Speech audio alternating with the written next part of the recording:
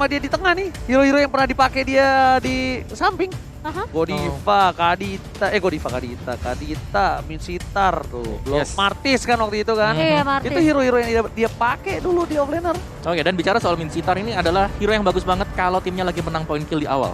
Dan karena mereka udah punya mesin cetak ya, cetak kill, ini ada Fanny, ya kan, ada Popol juga. Menurutku Minsitar di sini akan lebih ngeboost apalagi untuk sisi goldnya. Waduh, karena ada Minsitar. Pung, ini nih kan Povius gak bisa lompat lagi habis itu. Ini kayaknya mereka masih membutuhkan salah jungler, satu junglernya roamer. Brody, mereka gold lane. Gold Brody, Cecil mid, Kaja support. Roamer kan, bener kan? Roamer Kajanya. Iya, Kaja roamer. Tadi padahal kita kira ya, arah mid lane. Sans. Tapi pas ada Cecil, aku kira Cecilnya gold lane. Tapi pas ada Brody, berubah lagi sama lagi. Ya itulah unik teman-teman ya. Hero apapun yang di-pick bisa kemana-mana. Bisa diputar-putar sedemikian rupa. Dan saking fleksibel ya. Tapi aku suka sih dengan Aura di sini. Aura, mereka draftnya ini mantep banget. Mereka tuh kayak draft counter-meng-counter. Ya ada Minsitar kan. Minsitar dengan, iya kita tahu King's Call-nya ini akan menghalangi nanti Povic untuk melakukan Demonic Force yang kedua. Pertama yes, lompat ke dia. Yang kedua udah gak bisa jalan kaki di dalam. Kemana kamu? Betul. Tiba-tiba dicucuk-cucuk ya sama tombaknya. Yes, dan pasti ada Angry Gloom lah di tengah-tengah sana. Wah, itu Tapi setidaknya anti si Sabi di saat late game dengan ada high ground defensive dari Onyx Esports yang mungkin itu menjadi celah kecil mereka di game yang pertama. Mereka tutupi dengan Recession kali ini. So, apakah Onyx akan membawa game ini ke game ketiga atau Aura dengan Kabuki akan kembali membawa kemenangan di game yang kedua? This is it. Aura Fire versus tim Onyx Esports. Oke, ternyata KJ dipegang Saki boy. Dan harusnya dengan komposisi kayak gini ya kok, Aura mainnya masih lebih agresif awal sih. Oh ya, dan kelihatan kan dari Godiva langsung main agresif buat dapetin purple buff-nya. Nggak, dia cuma beri di sana mancing biar retribution-nya kepake sebenarnya. Tapi masih bisa diamankan tentunya dari purple buff dan Keyboy. Satu hit terakhir, tapi tidak mau dilanjuti oleh Keyboy.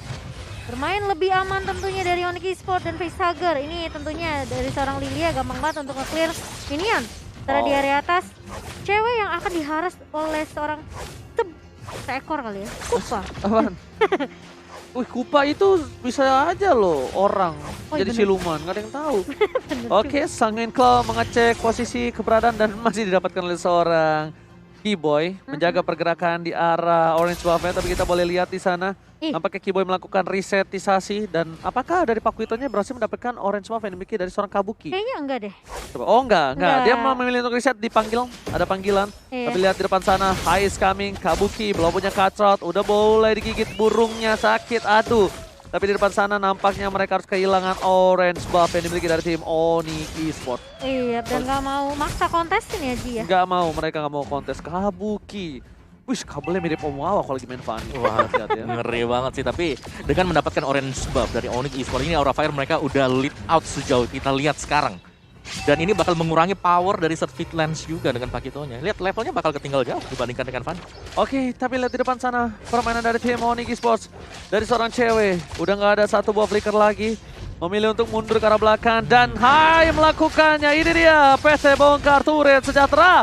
Plating yang cukup cepat membuat permain dari tim Onyx Esports mereka kewalahan, ditarik begitu saja. Cewek tertangkap, belum ada King's Call. Facehugger di depan sana. Lihat distraction yang dilakukan dan dengan Kupanya berhasil mendapatkan turret dengan cepat. Iya, Steven yang kedua sudah mengamankan satu turret pertama. Sementara Surfeit Lens sepertinya bakal berfokus terlebih dahulu untuk mengamankan objektif purple buff-nya. Sebelum nanti ada rotasi yang lebih agresif dari Kabuki tentunya. Onyx Esports mereka benar-benar lebih main sabar. Mungkin ini kasih space juga ke arah Sans dan juga ke arah cewek untuk dapetin item-itemnya. Wow, Facehugger dia udah gak punya Black Choose. Dia langsung aja menggunakan satu buah flickernya ke arah belakang. Berhasil menyelamatkan dirinya. Tapi Surfeit Lens di depan sana mereka harus sabar untuk membuka satu buah turtle. Turtle harus dibawa ke arah depan. Kenapa? Karena kalau mereka maksa fight di dalam pit turtle, ini akan menjadi keuntungan untuk seorang Fanny. Kabuki is coming. Lihat menuju ke arah seorang tim Aura. Dibuka King's Call-nya. First blood telah didapatkan. Keyboy berada di garis depan. Tapi bahkan Moon kali ini tidak bisa terhentikan pergerakan. Dia berhasil melakukan satu buah poin tambah. Tapi lihat retribution on point.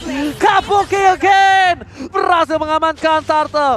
Kerugian kali ini bisa di tangan dari tim Aura, tapi Kabuki memberikan sedikit hadiah dengan adanya turtle yang didapatkan oleh tim Aura. Dua hilang, Fluffy hilang, Hai yang ditarik dengan Divine Judgment tentunya. Itu nggak bisa lari dari seorang Keyboy kok. Ya sudah jelas Divine Judgment ketika ready Onyx Esports harus bisa memaksimalkan juga skill tersebut ya. Dan memang masih bisa dibayarkan, tapi terlalu licin untuk tim dari Aura Fire. Mereka punya Fanny, mereka punya hero yang bisa mencegah pemain-pemain Onyx juga untuk kabur. King's Call yang dibuka tadi berada tepat di 3 pemain Onyx Esports. Wah, itu gang sempit adalah Wah, jalan ninjaku kalau itu tempat fight yang jelek banget buat Onyx Esports karena King's Call-nya pengawal dari Vincitar muncul semua. Itu Tornado Strike juga bisa connect semua, tapi kali ini Lance Hager. Lihat tertangkap ceweknya. Gak dikomit karena yang ingin dia lakukan adalah objektif game. Lihat cewek gak bisa kepada gak boleh pulang, mau jadi goyang dan Angry Club meledakkan seorang cewek. Hager harus menjadi korban juga, tapi nampaknya kerugian masih di tangan dari tim Onyx. Karena apa? Karena lihat turretnya Opung dan juga Momo-chan. Mereka benar-benar memberikan sedikit King's Call. Tertangkap begitu saja Sirvit Lens. Kabuki is coming. Menuju ke arah belakang. Lalu orang kosong tapi ternyata Sirvit Lens telah menjadi korban. Dikatrot begitu saja dan Sirvit Lens yang ditarik ulur ternyata sama Godiva. King's Calling langsung on point. Dia tahu Kabuki lagi on the way ini. Terkatrot. Oke, Heptasis tadi item untuk Kabuki, jadi dia udah lebih daripada cukup untuk bisa mengendalikan awal permainan sekarang. Belum lagi dengan Hai yang akan menuju ke B. Oh, ini adalah item yang cukup penting ya, karena akan memberikan damage dalam. Sedangkan dari Onyx kalau kita lihat ini mereka masih butuh item lebih karena yang jadi masih di Sirvit Lens. Ini di menit ke-5 udah unggul 2,5 gold. Dan Hai udah jadi 1 Breath of Despair tuh di. Platingannya dimakan semua atas bawah, gimana nggak gemuk tuh Kupa? Iya. Itu kasar tuh Kupa minumnya tuh susu almond. Iya bener banget. Dan kali ini dari Aura mereka udah tentunya lebih nyaman karena mereka udah ngamanin 2 turret di atas dan juga di bawah. Tentunya ini rotasi bakal lebih luas lagi untuk Aura Fire. Onyx Esports perlahan tapi pasti menurut aku mereka akan dikandangin sih kok. Ya, apalagi dengan adanya Fanny yang lead out dengan cepat banget ya untuk sisi experience-nya. Dan dengan hilangnya 2 top dan juga bottom turret, ini akan membuat Aura Fire dia akan punya zone out yang jauh lebih luas juga. Jadi mereka tinggal ngotakin, di topnya bisa ditungguin, di jungle-nya, di bottomnya juga demikian. Iya, di zoning habis-habisan kali ini sama Aura Fire, tapi satu kuncinya dari Aura Fire, di early, mereka tahu mereka punya purple Kupa, mereka mau main objektif secepat mungkin. Mereka amanin semua turretnya kok tanpa tersisa satupun. Lihat tuh. Kupanya dong di depan. Ya, Kupanya langsung berada di garis depan, Momo-chan, dan bahkan lihat war yang dibuka kali ini Fluffy hanya melakukan distraction. Fluffy memilih untuk mundur kembali. Mereka ingin objektif, bahkan tadi kalau bisa kita lihat di tim head to head, objektif yang dilakukan Onyx Esports itu lebih unggul loh 100%. Dan bahkan mereka setelah dapat internet mereka mundur. Mereka nggak mau team fight. Dan Kabuki juga lagi-lagi dia split push, nge-clear minion aja. Dia mau coba untuk rusakin rotasi dari Onyx Esports. Mereka mau kayak bikin bingung, oke ini lane mana yang harus kita cover? Oke, kayaknya Keyboy melihat ada Kabuki di depan sana, Retribution ke arah yang salah. Tadinya niatnya kayaknya ke gold buff. Tapi akhirnya untuk melakukan clear saja. Tapi di depan sana, para pemain dari tim Onyx Esports mereka tidak mau membuka lagi. Mereka ingin satu hal, mereka ingin bawa game ini ke arah late game. Sehingga Sans mampu memberikan damage dan bahkan Godiva di depan sana. Keyboy akankah tertangkap? Sirvit Lens akan menjadi pilihan utama cewek. Lihat distraction dilakukan. Godiva King's Call-nya nggak berhasil mendapatkan. Oh my god, Sirvit Lens tertangkap. Nggak bisa pulang dan bahkan ada Fluffy di sana. Mereka harus kehilangan Fluffy. Lihat Orphan Memory. Bahkan di depan sana Kabuki. Sat 2 miliar. Kabuki against everybody. Di arah belakang berhasil mendapatkan 2 poin. Lihat Onyx Esports mereka lumpuh tanpa adanya cewek dan Keyboy. Gila Godiva, lihat kombonya, dia buka King's Calling baru dia tarik pakai Spear of Glory. Tapi satu sebenarnya sih menurutku King's Calling di posisi yang salah, tapi Sirvit Lens dia masuk ke dalam. Iya. Dengan ketarik ya tadi ya, Spear of Glory-nya. Makanya aku bilang itu combo dari Godiva kok. Dan bahkan meskipun mereka kehilangan Hager, ini Kabukinya set di depan gak ada yang ngelok. Karena gini, bener kata Opung Awa, mungkin di posisi yang kurang tepat dari segi King's Call-nya, tapi Spear of Glory-nya dapat. On point. Kecuali Spear of Glory-nya tadi miss. Meleset. Ya. Dan bahkan turtle yang ketiga didapatkan oleh Aura Fire. Tidak bisa dikontes oleh Onyx Esports. Dan Kabuki tentunya memiliki dunianya sendiri. Pokoknya aku terbang kemana saja, clear minion secepat mungkin. Insting God Lane lihat gak tadi? Hah? Lihat gak insting God Lane-nya? Pokoknya aku... Ada kosong, aku mau Kosong? Iya, iya. Ada apa ini? Oh, aku jungler, aku lupa. Mundur langsung insting God Lane-nya muncul. Iya. Karena God Lane kan di side, terus kalau ada kosong-kosong udah pasti di geng kan. Iya. Nah, langsung mundur tuh dia. Farming, Pokoknya kalau udah farming. gelap mapnya ya musuh udah kelihatan biasanya di Udah gold langsung. lane. Iya, insting God Lane-nya masih ada ternyata. Dan seorang Kabuki. Dan masih bisa dilakukan clear minion. Mereka harus menunggu Bapak Lord yang terhormat nampaknya untuk kali ini. Dan bahkan para pemain dari tim Onyx Esports, mereka hanya bisa melakukan clear minion di 3 lane yang berbeda. Gila sih. Dan mereka harus mengamankan freeze lane dari tim Aura Fire agar Suns nggak berhasil mendapatkan minion untuk stacknya, Momochan. Benar. Dan ada fun fact juga dari Grab di mana Glue. Ini respect banget untuk Glue dari Season semua 9. 18 total match yang ada di MPL Edition 9 udah di pick 4 kali dan di ban 14 kali. Yes, tambahin 1 pick 5 kali. 5 jadinya. Pick 5 Benar. Fluffy ya, dan wah ini Di ban juga nggak sih tadi sebelumnya kan? sebelumnya ya di 15, game pertama. 15-5 berarti ya? Mhm. Iya, 15-5 ya. Dan wah itu Kabuki dengan pemegang gold tertinggi 7.000. Ini pokoknya dari di game kedua kita nggak terlalu baik team fight. Karena objektif terus yang dibawain sama Aura Fire. Lihat Suns-nya. Buh, Sekarang cuma kumpul stack dulu. Udah mulai bonyok Udah mulai ya, nih, udah mulai berasa. kan? Udah mulai berasa. Dan Aura Fire, apakah mereka masih akan tetap melakukan clear minion? Karena clear minion yang mereka lakukan ini berimpact tinggi untuk Suns loh. Minion kedorong, di clear dong sama Suns. Tapi Iya. lihat di depan sana, cewek terlihat jelas posisinya. Kiboy coba untuk memanggil mundur.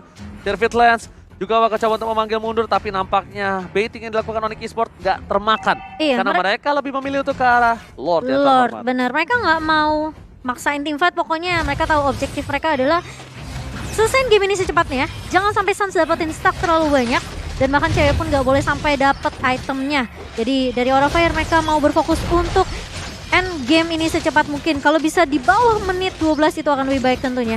Yes, benar banget. Lihat, tanpa adanya Kabuki, Lord pun tetap didapatkan. Didapatkan dengan cukup mudah, dengan Hai dan juga Vesarger. Ditambah di depan sana ada Purple yang tidak akan dikontes harusnya. Kalau mereka kontes, mereka kalah kontes. Wah ini kelar. Nih player head to head by Lita, Obong silakan. Yes, dimana kill participation jelas dipegang oleh Godiva tadi ya untuk permainan dari Kufranya sendiri. Tapi secara total dari Kiboy ini memang dia adalah roamer yang bisa memberikan damage sekaligus mensupport untuk mendapatkan point kill. Dari Godiva fokus banget untuk bisa mengassist teman-teman yang lain atau bahkan mengcover junglernya yang penting selamat. Kalau Kiboy dia adalah roamer buka inisiasi. Oh iya. Ya. Tapi masalahnya kalau dia buka inisiasi pun jadi follow up ini sulit banget sih. Oke, tapi lihat Lord menuju ke arah base turret kali ini. Fokus, gak perlu lihat apapun terjadi dari seorang Hai. Dan bahkan bergerak ke arah bottom lane. Lihat, masuk Lordnya nggak masalah.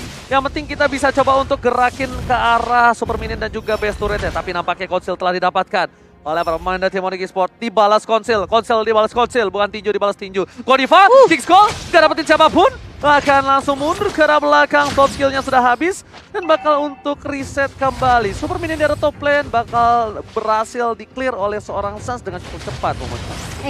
Harus reset lagi dari Godiva karena tidak berhasil nyomot siapapun ya dengan Spear of Glory-nya. Jadi mau nggak mau Aura Fire harus bermain lebih sabar lagi kali ini. Nunggu King's Calling yang kedua. Dan Aura Fire dengan 7.000 gold yang didominasi. Yes, jangan kan lihat dari 7.000 gold domination-nya, lihat bagaimana level yang dimiliki oleh Kabuki ini udah over dari semuanya, level 15 tahun level 12, level 11 ini udah pick dari Aura Fire. Tapi lihat Suns dengan 30.000 damage deal. Lihat, Fluffy sekali digampar, hilang anak-anak kecilnya. Hilang itu cucurut kecilnya ya. Bayi-bayinya hilang loh. Astaga, ini harus berhati-hati juga. Sepertinya Koko bilang, semakin clear minion cepat dari Aura Fire, tentunya Onyx juga bisa nge-clear untuk Suns juga. Ngedapetin stack dari seorang Sicilian. Ice Queen Wall, tapi bos tertangkap begitu saja. Gak berhasil di-commit, masih berhasil kabur ke arah belakang. Untung ada Purify Gaming. Karena kalau tidak itu akan menjadi santapan yang lezat luar biasa nyaman. Ya, dan bicara soal tadi kita lihat head to headnya Kiboy tadi full damage item. Genius One dibayar dengan dia juga. Jadi dari Onyx mereka udah punya nih damage outputnya. Sekarang tinggal bagaimana mereka bisa nge-pick off satu dulu.